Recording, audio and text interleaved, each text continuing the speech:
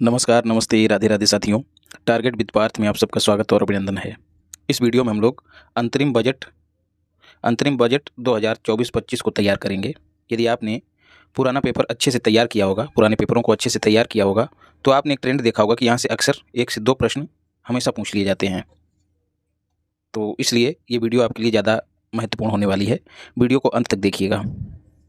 तो अंतरिम बजट पढ़ने से पहले हम लोग बजट से संबंधित कुछ बेसिक चीज़ों को समझ लेते हैं। बजट जो है दोस्तों लैटिन भाषा के शब्द बुल्गा से लिया गया है। ठीक है, कहीं कहीं फ्रांस भी दिया रहता है, तो लैटिन या फ्रांस दो में से कोई एक ही दिया जाएगा। यदि फ्रांस दिया रहे तो आप फ्रांस को सही कर दीजिएगा। बुल्गा से लिया गया है, जिसका अर्थ होता है चमड़े का थैला। यूरोपीय देशों में दोस्तों जो वहाँ के वित्त मंत्री हुआ करते थे, वो अपने बजट से संबंधित दस्तावेज जो है एक चमड़े के बैग में रखा करते थे। अंत में यही बैग जो है इसी को बजट के नाम से जाना जाने लगा। बुल्गा को ही बजट के नाम से जाना जाने लगा। तो बजट है क्या? निश्चित अवधि के लिए सरकार की संभावित आय और व्यय का ब्यौरा होता है। आप सभी जानते हैं सरकार क्या करती है, नीतियाँ बनाती है, योजनाएं बनाती है और प्रशासन को संचालित करती है। तो उसके लिए एक आय और व्यय का ब्यौरा तैयार करना होता है। पैसे की आवश्यकता होती है, खर्च की आवश्यकता होती है, तो उसी ब्यौरे को बजट कहा जाता है। क्या इसका संविधान में उल्लेख है? तो जवाब है संविधान में बजट शब्द का कहीं भी उल्लेख नहीं है। फिर उल्लेख किसका है? फिर जो है दोस्तों उल्लेख वार्षिक वित्तीय विवरण का है। वार्षिक वित्तीय विवरण का उल्लेख संविधान के अनुच्छेद आर्टिकल 112 में किया गया है। अगला प्रश्न बन सकता है इसको तैयार कौन करता है? तो वित्त मंत्रालय, चूंकि वित्त से संबंधित होता है बजट, तो इसको वित्त मंत्रालय तैयार करता है और वित्त मंत्रालय में आर्थिक मामलों का विभाग इसको तैयार करता है। विभागों और मंत्रालयों के जो प्राधिकारी हैं, जो कर्मचारी हैं, वो उनके अनुमान के आधार पर इसको तैयार किया जाता है। अलग अलग विभाग अपनी तरफ से बताते हैं कि हमको इतना खर्च करना है और इतने धन की आवश्यकता है, उसी आधार पर बजट को तैयार किया जाता है। इसकी प्रस्तुत कौन करता है? तो प्रत्येक वित्तीय वर्ष में इसको प्रस्तुत किया जाता है। अब यहाँ से एक प्रश्न आपसे ये पूछा जाता है कि वित्तीय वर्ष की गणना कब से कब तक की जाती है? तो 1 अप्रैल से लेकर 31 मार्च तक की जाती है। आरपीटी का मतलब है राष्ट्रपति। इसके द्वारा दोनों सदनों के समक्ष बजट को प्रस्तुत किया जाता है और 2 भागों में प्रस्तुत किया जाता है। एक भाग में योजनाएं और प्राथमिकताएं होती हैं, सरकार किन प्राथमिकताओं पर काम करेगी, और जो दूसरा भाग है उसमें वित्त विधेयक जैसे आयकर और अप्रत्यक्ष कर इससे संबंधित चीज़ें होती हैं। तो यहाँ पर हम अलग अलग भागों में नहीं पढ़ेंगे, बस आप जान लीजिए कि 2 भागों के तहत इसको प्रस्तुत किया जाता है। बजट के इतिहास को समझ लेते हैं। स्वतंत्रता से पूर्व दोस्तों 1860 में 7 अप्रैल 1860 में जेम्स विल्सन के द्वारा पहला बजट प्रस्तुत किया गया था और स्वतंत्रता पश्चात षणमुखम चेट्टी के द्वारा 26 नवंबर, याद रखिएगा 26 नवंबर 1947, ना कि 1949, जिस दिन संविधान जो है वो अंगीकृत हुआ था, वो दिन नहीं बल्कि 26 नवंबर 1947 है, याद रखिएगा। डेट सहित वर्ष भी याद रखना है। तो इतिहास में पहली बार बजट पेश किया गया था, स्वतंत्रता पूर्व और स्वतंत्रता पश्चात, दोनों याद रखिएगा। अब एक प्रश्न और पूछ लिया जाता है, कितने चरणों से बजट जो है गुजरता है? तो सबसे पहले प्रस्तुत किया जाता है, फिर दोनों सदनों में चर्चा होती है। प्रस्तुत कौन करता है? आपको पहले ही बता चुका हूँ, राष्ट्रपति करता है। फिर अनुदान मांगों की जांच किसके द्वारा की जाती है? स्थायी समितियों के द्वारा। अनुदान मांगे क्या होती हैं? सरकार के द्वारा मांगें कि हमको इतना धन चाहिए। ऐसा तो नहीं है कि सरकार मनमानी करेगी। उन्हीं सरकार की इसी मंशा पर नियंत्रण करने के लिए स्थायी समितियां जांच करती हैं कि सरकार जितना पैसा चाह रही है क्या वो सही है या नहीं। फिर क्या होता है? अनुदान मांगों पर लोकसभा में विस्तृत चर्चा और मतदान होता है। मतदान की बात करें तो दोस्तों राज्यसभा को अनुदान मांगों पर मतदान करने का अधिकार नहीं है। आप सभी जानते हैं राज्यसभा जो है उसके जो प्रतिनिधि हैं वो प्रत्यक्ष रूप से ना चुनकर अप्रत्यक्ष रूप से चुने जाते हैं। तो स्वाभाविक सी बात है कि लोकसभा इसके लिए ज़्यादा जिम्मेदार होगी। ज़्यादा क्या, जिम्मेदार ही होगी, क्योंकि वहाँ जो प्रतिनिधि होते हैं वो सीधे जनता के द्वारा चुने जाते हैं। उसके बाद विनियोग विधेयक और वित्त विधेयक पारित होता है। वित्त विधेयक के पारित होने के बाद मान लिया जाता है कि बजट पारित हो गया। अब यहाँ पर समझते हैं कि विनियोग विधेयक क्या है। सरकार जो पैसा लेना चाहती है वो अपनी मर्जी से तो ले नहीं सकती। उसके लिए क्या करना है? उसके लिए संसद की अनुमति लेना जरूरी है। इसीलिए जो अनुदान मांगे होती हैं उन पर मतदान होता है और यही पैसा जो संचित निधि से लिया जाता है, तो सरकार को संचित निधि से अपने खर्चों या व्ययों को पूरा करने के लिए धन की निकासी की अनुमति लेने के लिए विनियोग विधेयक लाया जाता है, जो कि पारित होता है। ठीक है, तो सीधे सीधे कहें कि जो पैसा सरकार को लेना होता है वो संचित निधि से लेती है और किसके माध्यम से लेती है? तो विनियोग विधेयक के माध्यम से लेती है। तो विनियोग विधेयक आप समझ गए होंगे क्या है। संचित निधि से पैसा निकालने का एक रास्ता है विनियोग विधेयक। इसको पारित होने में काफ़ी समय लग जाता है, टाइम टेकिंग प्रोसेस हो जाता है। लगभग अप्रैल तक ये प्रोसेस चला जाता है। तो इससे क्या होता है, जो बीच, क्योंकि हम पहले भी बात कर चुके हैं कि 1 अप्रैल से 31 मार्च तक का वित्तीय वर्ष होता है। लेकिन ये जो विनियोग विधेयक पारित होने की अवधि जो है वो अप्रैल लास्ट तक पहुंच जाती है। तब संकट ये पैदा होता है कि जो सरकार के विभाग हैं या फिर जो सरकार के जो मंत्रालय वगैरह हैं वो काम कैसे करें, उनके लिए योजनाएं तो है ही नहीं, उनके लिए धन तो है ही नहीं। तो ऐसे में क्या करना होता है, सरकार को अपने पास से टारगेट देने रहते हैं मंत्रालयों को या फिर विभागों को कि आप ये काम करिए। लेकिन समस्या आती है धन कहाँ से लाएं उसके लिए। तो फिर क्या होता है, सरकार इसी समस्या से निपटने के लिए लेखानुदान को लेके आती है, लेखानुदान। और इसी समस्या से निपटने के लिए भी जो बजट पहले फरवरी लास्ट में प्रस्तुत किया जाता था, अब उसको पहले कर दिया गया है, 1 फरवरी को ही प्रस्तुत कर दिया जाता है। ऐसा कब से किया गया है, 2017 से, याद रखिएगा। लेखानुदान को हम लोग अभी आगे विस्तार से पढ़ लेंगे। अब कुछ इंपॉर्टेंट आर्टिकल्स हैं जो बजट से कहीं ना कहीं संबंधित हैं, उनको आपको याद कर लेना है। आर्टिकल 109 में धन विधेयक से संबंधित प्रक्रिया का प्रावधान है। आर्टिकल 110 में धन विधेयक की परिभाषा दी गई है, खूब पूछे जाते हैं। आर्टिकल 112 में वार्षिक वित्तीय विवरण, जिसको मैंने आपको ऊपर ही बता दिया है, उसका प्रावधान है। आर्टिकल 114 में विनियोग विधेयक, जिसको मैंने ऊपर ही बता दिया है, उसका उल्लेख किया गया है। आर्टिकल 116 में लेखानुदान का प्रावधान है और आर्टिकल 117 में वित्त विधेयक का उल्लेख है। आर्टिकल 266 में संचित निधि, जिससे पैसा निकालने के लिए विनियोग विधेयक लाया जाता है, आर्टिकल 114 के तहत। और आर्टिकल 280, ये सभी जानते हैं, वित्त आयोग का इसमें प्रावधान है। और हाल ही में आपको पढ़ाया है कि 16वें वित्त आयोग के अध्यक्ष जो हैं वो अरविंद पनगड़िया बनाए जाएंगे, ऐसी घोषणा की गई है, याद रखिएगा।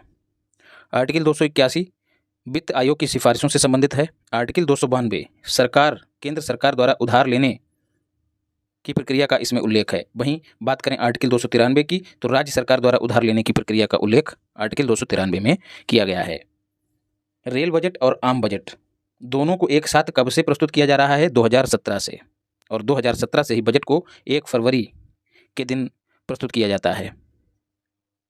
और अब यहाँ पर एक प्रश्न और बन सकता है कि अलग अलग कब प्रस्तुत किया जाता था, कब से शुरुआत हुई थी। तो एक वर्थ समिति जो कि 1921 में गठित की गई थी, इसकी सिफारिशों के आधार पर 1924 में पहली बार रेल बजट और आम बजट को अलग अलग प्रस्तुत किए जाने की परंपरा की शुरुआत की गई थी, जिसे 2017 में समाप्त कर दिया गया।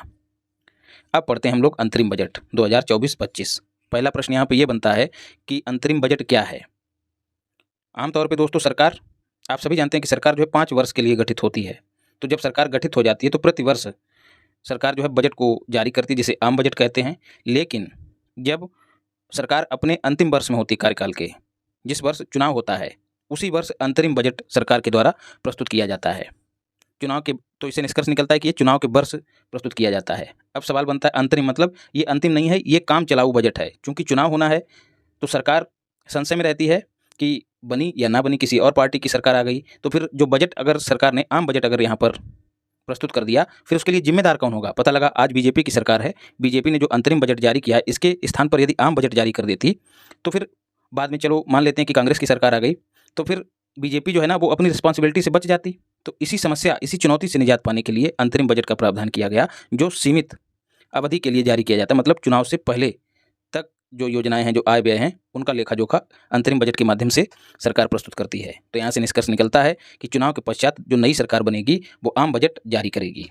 तब यहाँ से एक सिरदर्द और पैदा हो जाएगा कि अभी तो हम लोग अंतरिम बजट पढ़ रहे हैं, लेकिन इसके बाद आम बजट हमको इसी वर्ष पढ़ना पड़ेगा। तो उम्मीद करता हूँ आप लोग समझ गए होंगे। ये ठीक वैसे ही है जैसे यदि कोई कंपनी है, या फिर ऐसे समझिए यदि कोई कंपनी है, उसमें जो ऊंचे पद का कोई कर्मचारी है, ठीक है, वो कहीं दूसरी कंपनी में जाता है तो वो अपने पीछे वाले कर्मचारी को पूरा लेखा जोखा बता के जाएगा ताकि उसको दिक्कत ना हो। तो उससे उसको दिक्कत नहीं होगी और वो धीरे धीरे चीज़ों को समझ लेगा और निरंतर काम करता रहेगा। तो ठीक वैसे ही व्यवस्था यहाँ पर ये जो सरकार है, जिसको संशय है कि वो बनेगी या नहीं बनेगी, वो करके जा रही है अंतरिम बजट। तो इसमें कुछ पिछले अनुमान, कुछ आगामी संभावित अनुमान और पिछले कुछ नतीजे जो हैं इसमें प्रस्तुत किए गए हैं। 1 फरवरी को एनएस बोले तो निर्मला सीतारमण ने इसको प्रस्तुत किया। लगातार उन्होंने 6ठी बार इसको प्रस्तुत किया और इनसे पूर्व ये कृत्य मोरारजी देसाई ने किया था। मोरारजी देसाई निशान-ए-पाकिस्तान, जो पाकिस्तान का सर्वोच्च नागरिक सम्मान है, उसको प्राप्त करने वाले पहले व्यक्ति और प्रधानमंत्री बने थे, याद रखिएगा। दूसरी महिला वित्त मंत्री बनी है कौन, निर्मला सीतारमण। लगातार 6ठी बार नहीं, केवल और केवल वित्त मंत्री की बात हो रही है यहाँ पर। इनसे पहले कौन महिला वित्त मंत्री रह चुकी हैं, तो इंदिरा गांधी। चुनाव से पहले तक के सरकारी खर्चों को अंतरिम बजट में कवर किया जाता है। इसके लिए सरकार लेखानुदान पारित करती है। ठीक है, अभी हमने ऊपर जब लेखानुदान की बात की थी तो कहा था कि आपको डिटेल में बताऊंगा। अब हम लोग इसको यहाँ पे समझ लेते हैं। तो विनियोग विधेयक को पारित होने में समय लग जाता है, तो संचित निधि से पैसा निकालने में परेशानी हो जाती है। तो क्या करते हैं, आर्टिकल 116 का इस्तेमाल करके लेखानुदान को पारित किया जाता है। उससे क्या होता है, तत्कालीन व्यय होते हैं उनके लिए संचित निधि से अग्रिम भुगतान की अनुमति जो है लेखानुदान के माध्यम से मिल जाती है। तो बात करें लेखानुदान, तो ये त्वरित या फिर कहें कि तत्कालीन जो खर्चे हैं उनकी आपूर्ति के लिए लेखानुदान को पारित किया जाता है आर्टिकल 116 के तहत। तो आर्टिकल भी याद रखना है और लेखानुदान को भी याद रखना है। अब जो अंतरिम बजट प्रस्तुत किया गया है उसका विजन क्या है? विजन है 2047 तक विकसित भारत बनाना। कैसे? आधुनिक अवसंरचना, प्रकृति के साथ तालमेल, मतलब जो विकास हो उस विकास की प्रक्रिया के तहत जो प्रकृति है उससे छेड़छाड़ ना हो। आधुनिक अवसंरचना मतलब सड़क, इंटरनेट, कनेक्टिविटी, ये सब चीज़ें जो हैं आधुनिक सुविधाओं से लैस हों। साथ ही नागरिकों को सामर्थ्य हासिल करने का अवसर प्रदान करके जो है भारत को विकसित भारत बनाया जाएगा 2047 तक। नागरिकों को सामर्थ्य कैसे हासिल करेगा नागरिक? जब शिक्षित होगा, जब स्वस्थ होगा, जब सशक्त होगा, जब उसको रोजगार के अवसर प्राप्त होंगे, समान अवसर प्राप्त होंगे, तो वही नागरिक जो है अपनी सामर्थ्य हासिल करने के अच्छे अवसर प्राप्त कर सकेगा। बजट का विकास मंत्र क्या है? तो विकास मंत्र है सबका साथ, सबका विकास, सबका विश्वास और सबका प्रयास। चारों याद रखिएगा। और इस विकास मंत्र को किस माध्यम से क्रियान्वित किया जाएगा? तो ट्रिनिटी जिसको कहते हैं, जिसमें डेमोग्राफी, डेमोक्रेसी और डाइवर्सिटी, ठीक है, जननांकिकी और लोकतंत्र और विविधता, इन तीनों के आधार पर विकास का मार्ग प्रशस्त किया जाएगा। अगला जो मोस्ट इंपॉर्टेंट पॉइंट है वो आपको याद रखना है, बजट के फोकस क्षेत्र कितने हैं? तो कुल 4 फोकस क्षेत्र हैं, गरीब, महिलाएं, युवा और अन्नदाता। अमृत पीढ़ी, अमृत काल आप सभी जानते हैं 25 वर्ष का जो काल है, जैसे हमने 75 वर्ष अपनी आज़ादी के पूरे कर लिए हैं, तो जो 75 से 100 के बीच का काल है यानी कि 25 वर्ष, इसी काल को अमृत काल कहा जाता है। और इसी काल में जो युवा पीढ़ी होगी उसी को अमृत पीढ़ी कहा गया, याद रखिएगा। गरीब की बात करें, इस क्षेत्र में 25 करोड़ लोग एमडीपी बोले तो मल्टी डायमेंशनल पॉवर्टी, कई तरह की गरीबी, कोई एक गरीबी नहीं कि रोटी कपड़ा मकान नहीं, कई तरह की गरीबी, शिक्षा, स्वास्थ्य, इनसे भी वंचितता, मतलब विस्तृत रूप की गरीबी मल्टी डायमेंशनल पॉवर्टी कहलाती है। और कहा गया है कि 25 करोड़ लोग जो है एमडीपी से मुक्त हुए हैं और 11% लोग ही गरीब रह गए हैं। दोनों आंकड़े याद रखिएगा। और कहा गया है कि डीबीटी के थ्रू, डायरेक्ट बेनिफिट ट्रांसफ़र, जिसमें जो सरकारी योजनाएं हैं या फिर किसी भी तरीके का धन जो है वो सरकार के द्वारा डीबीटी, डायरेक्ट बेनिफिट ट्रांसफ़र के तहत जो पात्र हैं उनके खातों में, जनधन खातों में कहें, जनधन खाते, उनमें ट्रांसफ़र कर दिया जाता है। फिर चाहे पीएम किसान सम्मान निधि हो या फिर फसल बीमा योजना हो या फिर कोई अन्य योजना, यदि उसकी राशि सरकार को पात्र तक पहुँचानी है तो वो डीबीटी का प्रयोग करता है। तो कहा गया है कि 34 लाख करोड़ रुपए डीबीटी के माध्यम से पात्रों तक सरकार ने पहुँचाए हैं। और ऐसा करके सरकार ने 2.7 लाख करोड़ रुपए की बचत कर ली है। दोनों ही आंकड़े याद रखिएगा, 34 लाख करोड़ और 2.7 लाख करोड़। बचत कैसे हो गई दोस्तों? जब पैसा ऑफलाइन दिया जाता था, जैसे विभिन्न चरणों के माध्यम से जाता था लोगों तक, तो बीच में लोग खा पी लेते थे, तो उसी के चलते बहुत ज़्यादा नुकसान हो जाता था। तो वही बचत जो है 2.7 लाख करोड़ की हुई है, याद रखिएगा। महिलाओं की बात करें दोस्तों, तो मुद्रा योजना के तहत एक प्रश्न अक्सर पूछ लिया जाता है कि मुद्रा योजना की शुरुआत कब हुई थी? तो 8 अप्रैल 2015 को हुई थी, जिसमें कोलेटरल फ्री लोन जो है वो उपलब्ध कराया जाता है शिशु, किशोर और तरुण, 3 वर्गों में बांट के। तो मुद्रा योजना के तहत 30 करोड़ महिलाओं को ऋण प्रदान किया गया है, याद रखिएगा। उच्च शिक्षा में नामांकन या फिर कहें एडमिशनों में 28% की वृद्धि दर्ज की गई है।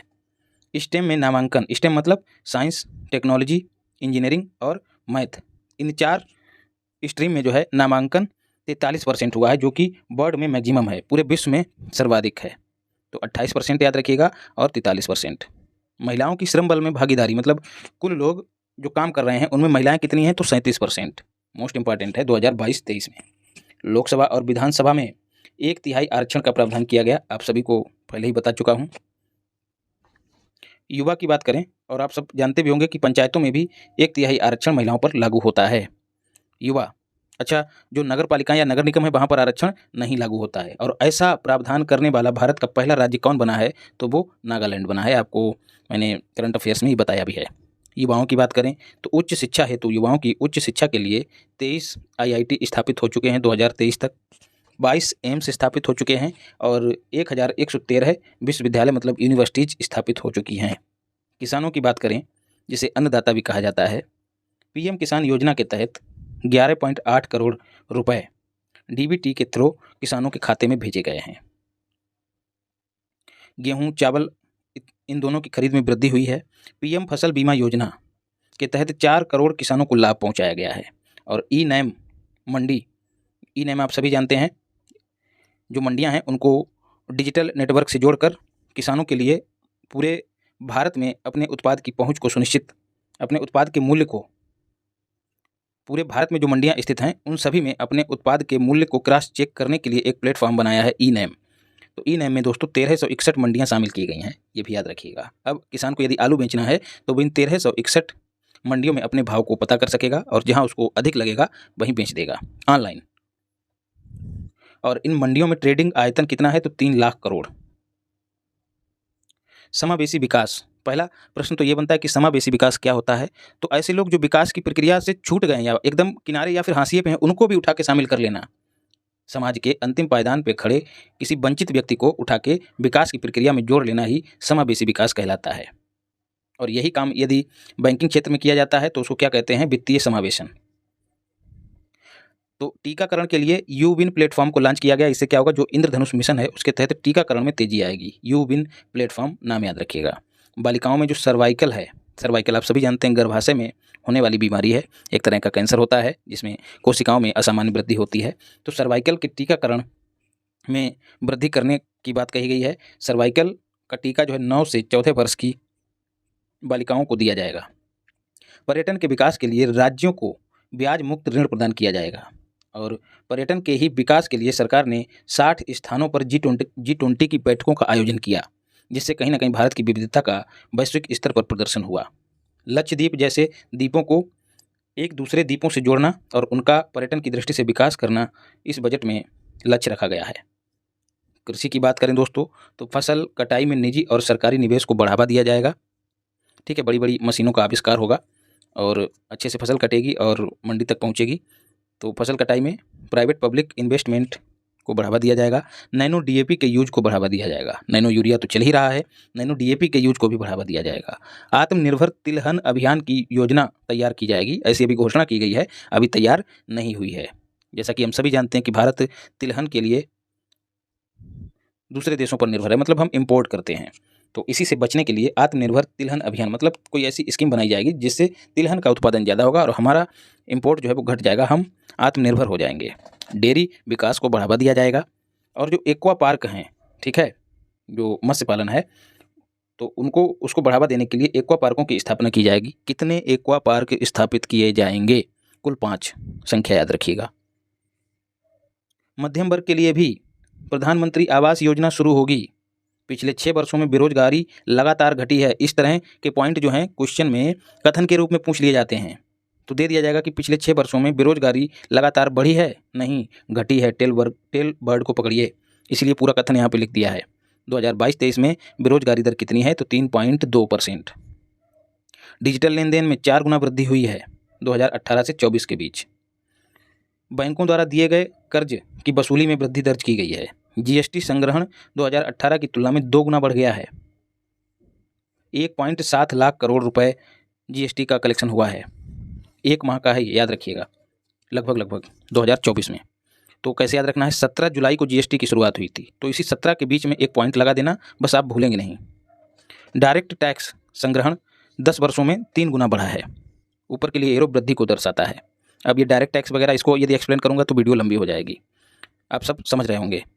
ये सब छोटी छोटी बातें हैं। 2019 के बाद आयात में कमी आई है। कर की दरें दोस्तों सेम है जैसी 2023-24 के आम बजट में थी। तो 3 लाख तक की आय वाले व्यक्ति पर कर कितना है, 0। ठीक है, 3 से 6 लाख के बीच 5%। आपको बताया था ट्रिक, 5 का पहाड़ा पढ़ते जाइएगा, 5 दूनी 10, 5 तियां 15, 5 चौका 20 और 5 25 नहीं, सीधे 30 पे आइएगा, 5 छक्का 30 और यहाँ 3 बढ़ाते जाइएगा, 12, 15 और फिर अंत में 15 से ऊपर, तो आप भूलेंगे नहीं। लेकिन जो एक और फैक्ट है, 7 लाख तक कोई टैक्स नहीं देना पड़ेगा। अब यहाँ पर कन्फ्यूजन ये हो रहा है, यहाँ पर कहा गया है कि 3 लाख तक टैक्स जो है वो नहीं देना पड़ेगा। इससे पहले ये 2.5 लाख था, तो इसमें वृद्धि हुई है पिछले ही बजट में। तो अब कन्फ्यूजन हो रहा है, यहाँ 3 लाख की बात हो रही है, यहाँ पर 7 लाख की बात हो रही है।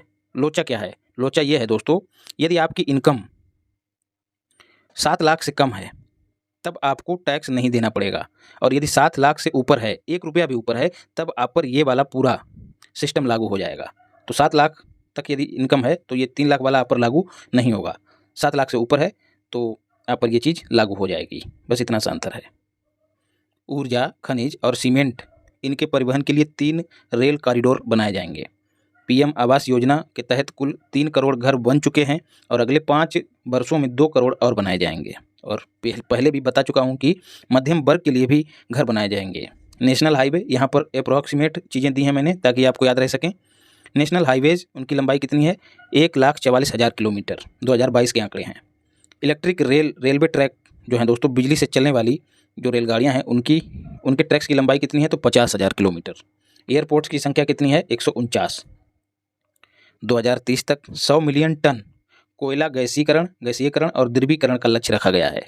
एकदम याद कर लीजिएगा, ज़्यादा कुछ आपको दिया नहीं है, जो फैक्ट अति महत्वपूर्ण है वही दिए हैं।